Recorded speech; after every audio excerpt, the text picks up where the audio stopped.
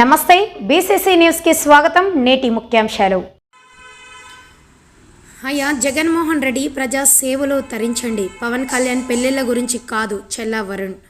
అయ్యా జగన్మోహన్ రెడ్డి మీకు ప్రజలు 151 మంది ఎమ్మెల్యేలని ఇచ్చింది ప్రజా సేవలో తరించడానికి తప్ప, కానీ పవన్ కళ్యాణ్ పెళ్లిళ్ల గురించి మాట్లాడడానికి కాదని కర్నూలు జిల్లా ఎమ్మిగనూరు పట్టణంలో స్థానిక జనసేన కార్యాలయం నందు ఏర్పాటు చేసిన మీడియా సమావేశంలో ఎమ్మిగనూరు జనసేన నాయకులు చెల్లా వరుణ్ సూటిగా ప్రశ్నించారు. ఈ సందర్భంగా వారు మాట్లాడుతూ, నీ మీద 13 సిబిఐ కేసులు, 3 ఈడీ కేసులు, 16 నెలలు జైల్లో చిప్పకూడు తిన్నా, 1,00,000 కోట్ల ప్రజల డబ్బులు దోచుకున్నా నిన్ను చెంచల్గూడ దొంగ అనొచ్చు జగన్మోహన్ రెడ్డి అని విమర్శించారు. సభ్యత సంస్కారం మరిచి పిల్లలకు సంబంధించిన కార్యక్రమాల్లో పెళ్లిళ్ల గురించి మాట్లాడుతున్నావంటే అది నీకు ఓట్లు వేసి గెలిపించిన ప్రజల దురదృష్టకరమని అన్నారు. నేటి విద్యార్థులే రేపటి పౌరులని మరిచి వాళ్ళని మంచి నడవడిక గురించి, క్రమశిక్షణ గురించి, సామాజిక రుగ్మతలను పారద్రోలే విధంగా నడుచుకోవాలని చెప్పాల్సింది పోయి సంస్కారం మరిచి హీనతిహీనంగా పవన్ కళ్యాణ్ పెళ్లిళ్ల గురించి మాట్లాడుతున్నావంటే, పైగా కార్లను మార్చినట్లు భార్యలను మారుస్తున్నాడని అంటున్నావు అంటే మహిళలు కార్లతో సమానమా? మహిళలు అంటే వస్తువులా నీ దృష్టిలో? నీకు మహిళలకు గౌరవం ఇవ్వడం తెలీదు కాబట్టి నిన్ను కన్న నీ తల్లి, తోబుట్టుని, నీ చెల్లిని నీ ఇంటి నుంచి వెళ్ళగొట్టిన నువ్వు పవన్ కళ్యాణ్ గురించి మాట్లాడేదని విమర్శించారు. ఇకపోతే పొత్తు అంటున్నావు. అవును, జనసేన పార్టీ తెలుగుదేశంతో పొత్తులో పోటీకి సిద్ధమైందని మాట్లాడితే సింగిల్గా అని వెళ్తామని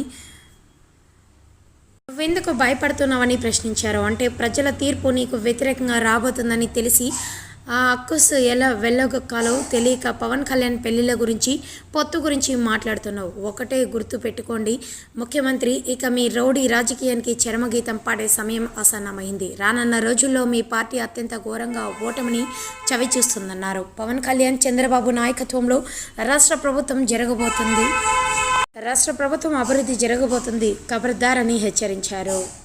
మాట్లాడుతున్నప్పుడు మేము మీ గురించి మాట్లాడలేమా? మేము చెంచల్గూడ దొంగ అని మేము అనలేమా?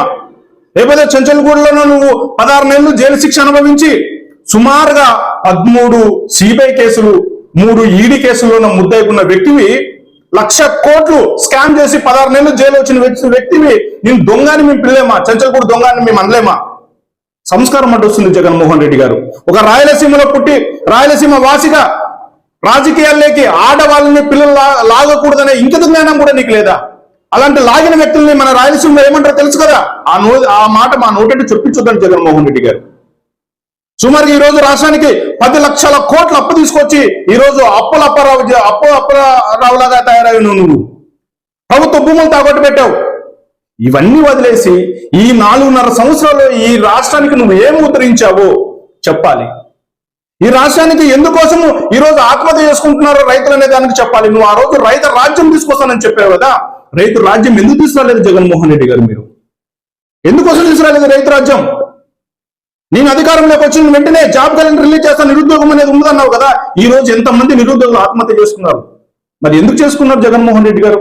ఇవి మాట్లాడాలి. ఇవి మాట్లాడేసి విద్యా దీవెన కింద ఏదో నువ్వు బటన్ నొక్కడానికి వెళ్ళి పిల్లల్ని ఏ విధంగా సమాజంలో బతకాలి, పిల్లల్ని ఏ విధంగా ఉంటే వాళ్ళ భవిష్యత్తు బాగుంటుందని చెప్పాలి. అది వదిలేసి అయినా చెప్పడానికి ఏముందిలే, 10th క్లాస్ లో ఉన్న పేపర్ దుబ్బేసినోడివి, ఇంటర్మీడియట్ లో ఉన్న పోలీస్ ఆఫీసర్ మీద దాడి చేసినోడు, ఇంతకన్నా చరిత్ర నీదేమన్నా టంగుటూరు వీరేశలింగం పంతుల చరిత్రనా? అందుకే ఆ చరిత్ర లేదు కాబట్టే ఈ దొంగ వేషాలని వేస్తూ పవన్ కళ్యాణ్ గారిని వ్యక్తిగతంగా విమర్శించడం జరుగుతుంది. మాకు ఇంకొక డౌట్ వస్తుంది. ఈ రోజు రాష్ట్రంలోన అంగన్వాడీ వర్కర్లు కావచ్చు, మున్సిపల్ కార్మికులు కావచ్చు, అట్లాగే కొత్తగా తెలిసింది ఇప్పుడు ఉపాధ్యాయులు కాదు, వీళ్ళందరూ సమ్మెకి పిలుపునిచ్చారు. అంటే ఇవన్నీ డైవర్ట్ చేయడానికి కోసం, డైవర్టింగ్ పాలిటిక్స్ చేయడానికి కోసం పవన్ కళ్యాణ్ వ్యక్తిగతంగా విమర్శించావని చెప్పేసి మాకు అర్థమవుతుంది. చివరిగా ఒకటే మాట చెప్తాను జగన్మోహన్ రెడ్డి గారు, ఎన్ని రోజులు లేదు, ఓన్లీ 3 నెలలు మాత్రమే నీ చరిత్ర ముగిసిపోతుంది. కంపల్సరిగా తెలుగుదేశం పార్టీ, జనసేన పార్టీ అధికారంలోకి వస్తుంది. కంపల్సరీ మళ్ళీ అదే చెంచల్గూడ జైలుకి నువ్వు వెళ్తావని చెప్పేసి ఈ సందర్భంగా తెలియజేసుకుంటున్నాను. Thank you.